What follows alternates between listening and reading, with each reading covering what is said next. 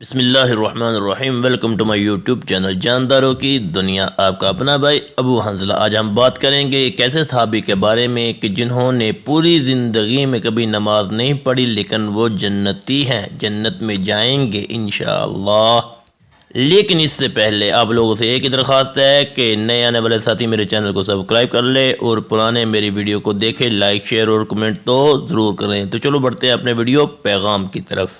حضرت ابو ہریرہ رضی اللہ تعالی عنہ اکثر لوگوں سے یہ فرمایا کرتے تھے کہ کیا میں تمہیں ایک ایسے شخص کے متعلق بتاؤں کہ جس نے پوری زندگی کبھی نماز نہیں پڑھی مگر پھر بھی وہ جنت میں داخل ہو گیا۔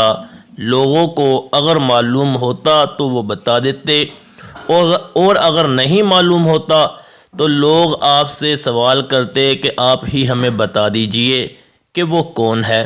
تو حضرت ابو ہریرہ رضی اللہ تعالیٰ عنہ بتاتے اور فرماتے کہ وہ اسیرم بن عبد الاشہل ہے، اور ان کے بارے میں آتا ہے کہ یہ اسلام کیسے لے کے آئے۔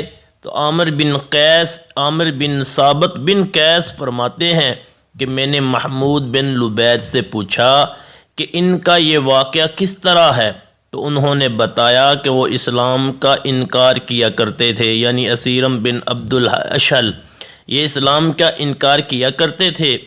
لیکن جب غزوہ احد کا موقع آیا اور نبی اکرم صلی اللہ علیہ وآلہ وسلم جہاد کے لیے نکلے تو اس موقع پر اسیرم یعنی یہ اسلام لے آئے، یعنی صحابی رسول بن گئے، تلوار ہاتھ میں لے کر جہاد کے لیے نکل پڑے اور جہاد کرتے کرتے شہید ہو گئے۔